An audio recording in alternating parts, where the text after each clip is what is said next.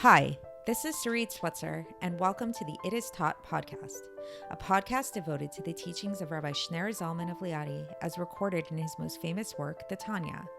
My hope for this show is to make these teachings accessible and relatable to the average person, regardless of prior Jewish education or affiliation.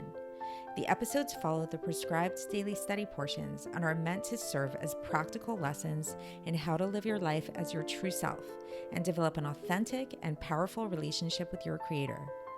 I have personally experienced the effects the study of this work has had on me, and I'm excited to share what I can of this knowledge with you. So please join me on this journey of learning, self-growth, and connection with your source.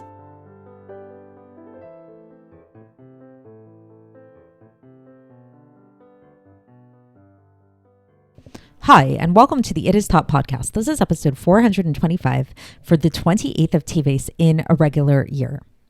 There's a really interesting book, which I read several years ago, called The Power of Habit by Charles Duhigg. I'm not sure if I'm saying his last name correctly, but whatever. It was really, really interesting book. And as you can imagine from the title, it's a book that really, talks about the power of habit, of how to develop good habits. Why do we have bad habits? What to do about them? How do we develop more agency over our behaviors? To what extent do we have agency over our behaviors? A lot of things that if you've been following along the Tanya so far lately, then you see that we've been talking about these things in the past few episodes of the Tanya. How much human agency do we have? What do we have control over? What do we not have control over in terms of ourselves? So there are two really interesting cases that are brought in the book that are sort of brought in like a contrast to one another in the discussion of human agency. The first case is about a man who unfortunately suffered from sleep terrors. What are sleep terrors? So sleep terrors are really, really frightening. It might sound like a sleep terror is like a nightmare. So it's actually much worse than a nightmare, because with a sleep terror, there's an element that's very similar to sleepwalking in the sense that the person is actually moving around, maybe screaming, maybe walking, moving their hands or whatever, but they're asleep, and the way that they're acting really appears as if they're in great danger, or that they're experiencing a great amount of anxiety or fear. But the person is actually in a really deep sleep, so they're not conscious of what they're doing, even though it might look like from the outside that they are. So in the year 2008, a man by the name of Brian Thomas, as described in this book, The Power of Habit, was experiencing a sleep terror next to his wife. And unfortunately, during this time, during his sleep, he was having a nightmare. And in the nightmare, he thought that for some reason he imagined that there was a burglar present who was trying to attack his wife. And so he went and in real time, while he was sleeping, he went and strangled this so-called burglar that he thought was attacking his wife. Unfortunately, what was really happening is Brian Thomas was strangling his wife, and he ended up killing his wife, unfortunately. And it was really, really sad. And, when Brian Thomas woke up the next morning, he realized what had happened. He immediately called the police and he turned himself in, and he was devastated. And at the end of the day, there was, a court case about it, and the court ended up letting Brian off the hook because they realized that he was in this state of having a sleep terror, and he absolutely had not had agency over what he was doing at the time. He loved his wife dearly. He did not want to kill her, even in the smallest degree. And in fact, from what I remember, this was actually the first time, even though he experienced many sleep terrors, this was the first time that he acted out in such a way that was a danger to himself or to others. So it really was outside of his control. That was the ruling of the court. By contrast, The Power of Habit brings another story, which actually coincidentally happened around a similar time, where there was this woman named Angie Bachman who became addicted to gambling. And the Power of Habit in the book, the description of her spiral into addiction is described in pretty great detail about how it escalated. So it started out with her being this bored housewife who just had never gambled before in her life and decided to, just for fun, one afternoon to check out the local casino. And it was very limited. It was very, very minute, very harmless. no big deal. People go to casinos all the time, right? And it was like slowly it turned into a habit, and which eventually turned into a gambling addiction that took over her life. And she even at some point realized that she had a problem, and she tried to get help for the problem. She actually was clean for a little while until her parents passed away and she got their inheritance, and she ended up blowing the whole thing in gambling, unfortunately. And the way that these casinos work, unfortunately, is that they really lure in people like this. This is, they have tricks and psychological manipulations to really get people like this to become more and more entrenched in their addiction. And it got to the point that Angie ended up borrowing money to feed her addiction, and she ended up not being able to support her addiction. And the casino ended up suing her for $500,000, which she wasn't able to pay back. And she was found guilty. So now the discussion in the book is, what's the difference between the two cases? Like people often refer to addiction as being a disease. We see that addicts at a certain point, yesterday we spoke about this idea of like not being able to help yourself, and how when we say this phrase, I couldn't help myself, that this isn't true. And we do have agency over our actions. But at the same time, there's a recognition, and I even mentioned it yesterday, that there's an exception to this rule. Certain people have certain diseases, whether it's obsessive compulsive disorder or actual addiction, where we can actually argue that the person does not have control over their behavior, and they really don't. And it's nebuch when you see these people who they want to get better, they want to get well. I recently read a whole book about addiction that discussed this, and it's just like the recovery rate for addicts is so small, and it's so unfortunate. And so can we truly say that these people also have agency over their lives, over their behaviors? And if not, why was she given the verdict of guilty? Was this a proper verdict? Should they have just let her off the hook, just like they let the man off the hook who murdered his wife inadvertently in his sleep? So what's the difference, right? So we kind of all sense that there's a difference somehow, that as much as like we might feel sympathy for this woman, and her addiction, do we really believe that she should just get away with not paying the casino back $500,000 for destroying her family, for ruining her inheritance from her parents, like blowing it all on gambling? Should she really get away scot-free the way that man got away scot-free for murdering his wife, which it's such a tragedy, but we sort of do have this natural feeling of a forgiveness towards him, of empathy towards him. So what's the difference and what's going on? So this is going to be the discussion in today's Tanya, believe it or not, about this idea of how, well, yes, we do all have agency, and we truly do all have agency and responsibility for our actions. There is a way to actually lose this sense of agency.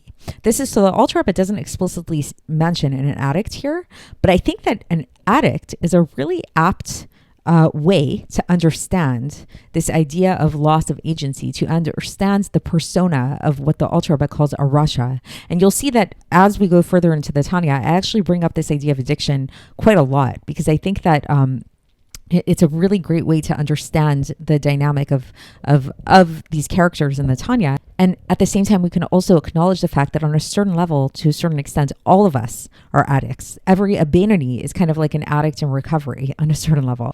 And you'll see what I mean as we get further into the Tanya. But so for today, we're going to be talking about in the Alter Rebbe's Lashon, in the Alter Rebbe's language, about this category of people who actually do not have agency over their behaviors anymore. And this is a punishment to them for things that they've already done. So sort of like, before we get into the text and see how the Alter Rebbe explains it, just like kind of if we think about this example of this woman, this gambling addict, Angie, the kind of intuitively, like the answer that a lot of us might give to why we do hold her responsible is because, okay, maybe at the very end, she didn't have any more agency over her behaviors, but there were moments much earlier on where she did. And where she could have chosen not to go to the casino, like way in the beginning, she decided to go to the casino. That was her decision. That was within her agency.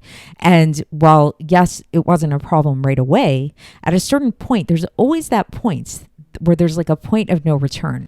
And that's a time that we all need to be aware of. And this is the idea of like really seeing ourselves as Rasha, like as if we are a wicked person. We all have to know that we have that tendency within us. We all have the tendency to fall to a place of no return, God forbid. And this is something that we need to be on top of constantly, to not get anywhere near that place, to constantly use our agency, to constantly use our power of free will.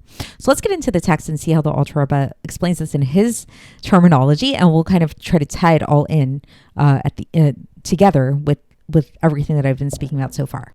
So for context, today we're going to be concluding chapter 17, which we began yesterday.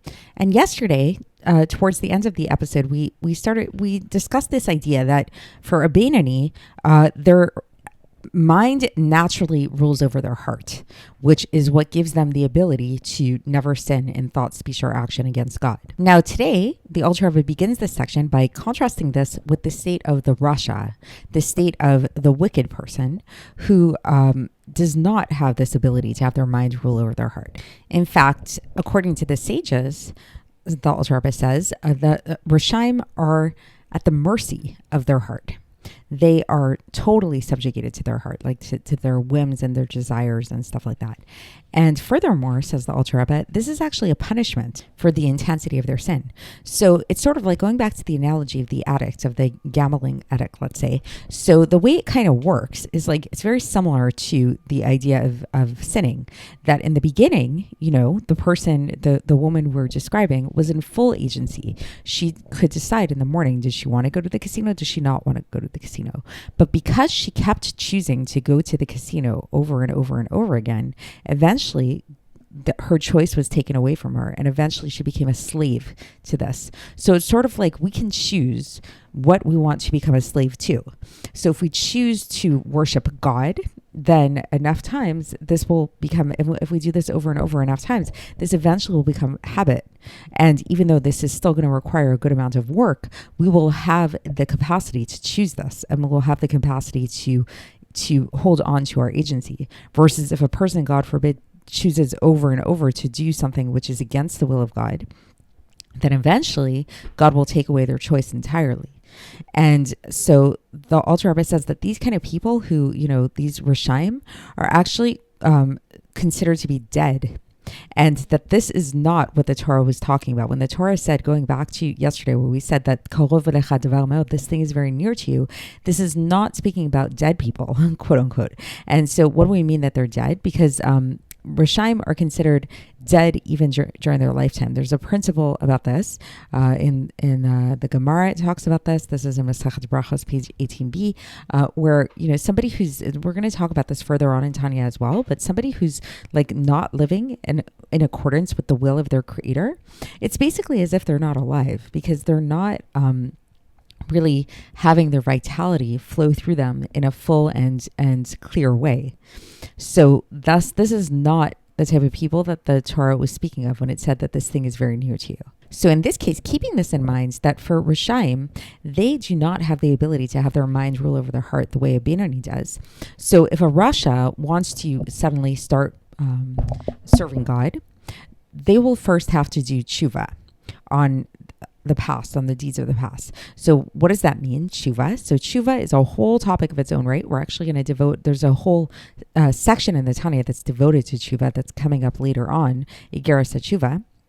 But here the Alter Rebbe tells us that this process of Teshuva is actually really necessary and intrinsic to a Rasha if they want to now decide to serve God. It's not enough to just have their mind rule over their heart. They need to do Teshuva. And what does this Teshuva accomplish? This Teshuva accomplishes that it breaks the klipos. It breaks these husks, these shells, which have been serving as a screen that separates, like an iron screen that separates between them and their Father in heaven. And this happens, this breaking of the klipos, this breaking of the husks, happens through the breaking of the heart and through the bitterness in one's soul over their sin. So it's sort of like this rude awakening that happens. So, so the Rasha, the person who's entrenched in sin, it's sort of like similar to when people describe again with, an addict that they hit rock bottom. So the rock bottom doesn't necessarily have to mean that they've reached this point that's like so low that they're like lying in a sewer somewhere or something like that. Rock bottom can merely be just like having this rude awakening where they have a wake up call of some kind and they recognize what they've done. And this leads them to, it's very heartbreaking to see somebody have this rude awakening, and it's very embittering at the same time. They're going through a state of bitterness where they realize what they've done. And this process, this is actually an intrinsic part of the Teshuva process, because this breaking of their heart and this embitterment in their soul causes the breaking of the klipos. And the Alter Rebbe says that this teaching is actually found in the Zohar, where the Zohar describes this, discusses a pasuk in Tehillim, a verse in Tehillim, chapter 51, verse 19, where it says, "Zivchei Elokim ruach nishbara lev nishbar v'gomer." The sacrifices to God are a broken spirit and a broken and contrite heart. So, according to the Zohar, this is an allusion to the fact that through a broken heart, this is how the spirit of impurity of the other side of the Sitra Achra gets broken as well. And the Alter Rebbe says that for further exploration of this, you can look in the Zohar on Parshas Pinchas on page 240, and on Parshas Vayikra, page 8 and page 5a, as well as the commentary of Rabbi Moshe Zakuto over there. So now the Alter Rebbe goes on to say that this type of tshuva that we're talking about, this type of return to God, is what is referred to as tshuva tata, lower level tshuva. Again, we're going to talk about this all in a lot more detail later on, but there's two basic levels of tshuva. There's lower tshuva and there's higher tshuva. So the lower tshuva is where we're elevating the lower hay to elevate it back up again from its fall, where it fell into the external forces. So just to explain that a little bit. So what do we mean by the lower hay? So there's this idea that basically there's God's like ineffable name is the Yud Kei Vav Kei, the Tetragrammaton, which is made up of 4 letters. The Yud, the Hey, then a Vav, and then a Hey. Now, this Tetragrammaton, this is sort of thought to be like the most essential name of God, like sort of like the origin of all the other names of God, and thus the origin of everything in our world, including ourselves. We were created in the image of God. And each one of the letters of the Yud Kei Vav Kei, of this 4-letter name of God, it alludes to a different aspect within God. So now's not the time to really delve into all of this. There's a lot that can be said about all of this in many details. But the main thing that you need to know here is what we're really focusing on is the last letter in the name of God, which is that final Hey. And that final Hey is an allusion to what's known as God's Shechina, God's indwelling. This Shechina, this indwelling, is the source of all created things. It's all things in our worlds, like every experience that we have. This is all coming from the Shechina. Now, this Shechina, since it's so attached to our world, so thus when we're in Galus, when we're living in a state of exile, like we all are now, unfortunately, this Shechina comes into exile together with us. So there's an actual part of God that's actually here, right here in the exile together with us and is suffering along with us. So now what happens is that when we sin, God forbid, what we're doing is we're entrenching this lower hay further and further into the galus, into the captivity. And so if we want to fix this, if we want to rectify this, we need to one way to think about it is that we're redeeming the lower hay from the external forces in which it's trapped and bringing it back up to itself so that it can be restored to the tetragrammaton, to the other 3 letters in a more direct and cohesive way. And the Alter Rebbe in fact says this, that he says that this is the secret of the galus hashchina, the exile of the Shechina. And he brings a teaching to support this from the Gemara in Masechet Megillah, page 29a, where it says, Galu le'edom Shechina yemahem, that when the Jews were exiled to Edom, the Shechina went into exile with them. So again, the Shechina is with us here in this exile. So what this means on a practical level is that when a person does what's called, quote unquote, a ma'aseh Edom, an act of Edom, meaning something that is something goyish, something that's not a Jewish act in some way, meaning something that's against the will of God, then what they're doing is they're actually drawing down an aspect of their godly spark that vivifies their nefesh, ruach, and neshama, that vivifies their soul. And so it's just a simple thing that you're just like doing this act and like, whatever, it's just a little mistake here. It's like you're actually drawing down your godly soul into this act with you, into this space of exile with you. And these aspects of your soul become vested within such a person's animal soul, which comes from the klipos, which comes from the husks, as we described earlier, that are found in the left ventricle of the heart.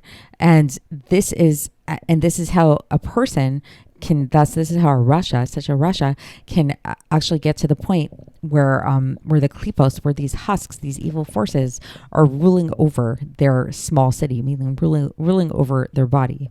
And so what this means basically is that they're actually drawing down their nefesh, ruach, and neshama, their different aspects of their soul, down into exile together with them. So it's like, it's kind of like that idea of like, if you make a hole in a boat, you're not just, making a little hole in your section of the boat, you're bringing the whole boat down with you. So when a person does a sin, when a person does something that's against the will of God, they're drawing down their whole soul and a part of God himself down into exile together with him. And so then, when a person eventually then hopefully does teshuva, which, as we already described, is going to involve the breaking of one's heart and the subsequent breaking of the spirit of impurity of the sitra achra, then this is going to call all of those negative forces to disperse, and this will eventually cause the lower hay to rise up from the place that it fell to, as is explained elsewhere. So we're going to talk about this again much more in detail when we get to that section on teshuva more. But that's the basic idea. So just so this is the end of the section, and just to bring it again back all together. So the normal course of events, like the way that a person should be, like the way that God created us, is with the capacity to have our mind rule over our hearts. We have agency. We have free will, free choice. We can choose what we want to do, how we want our behavior to be. However, this agency isn't something that we should take for granted, because if we choose the wrong way enough times, God forbid, it actually can be taken away from us, as we see in the case of addiction. I think that's a really prime example. And here in today's Tanya, we just spoke about it in a more spiritual sense, in terms of doing things that are against the will of God. That if a person does things against the will of God enough times, they actually no longer will be choosing to do it.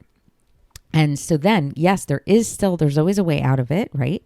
Just like, again, for an addict, there's always a way to heal. There's always a way to get better. And there's always a certain level of agency involved. But the agency isn't any longer, again, just like with the addict, it's not any longer, like that woman doesn't any longer have the real choice to decide, is she going to go to the casino or not?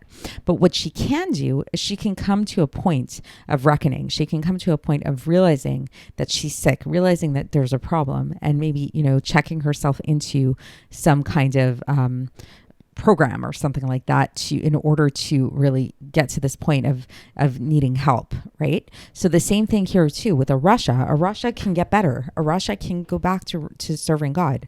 How do they do this? It's through a broken heart, which this breaking of their heart, this embittering of the spirit that they'll experience, this is actually going to be exactly what is necessary in order to break these negative forces and allow them to then return to God, and thus redeem God himself, redeem the Shekhinah itself back to the lower hay, back to the full tetragrammaton, to its proper place. So that's it for today, and we'll continue along these lines tomorrow when we begin a new chapter. So stay tuned, and I will speak to you then. Thanks for listening to the It Is Taught podcast, hosted by Sarit Switzer. This podcast is dedicated in loving memory of my maternal grandfather, Avraham Yitzchak ben Binyamin HaKohen of blessed memory. Music by Shoshana. If you enjoyed this episode and would like to support the show, please share it with others and subscribe on YouTube, Apple iTunes, Spotify, or wherever you listen to podcasts. And make sure to leave us a 5-star review. To find out more about the It Is Taught project, including more information on my soon-to-be published book, please visit our website, itistaught.com. To catch the latest from me, follow me on Facebook, Instagram, and Twitter. Looking forward to speaking with you tomorrow. And until then, have a great day.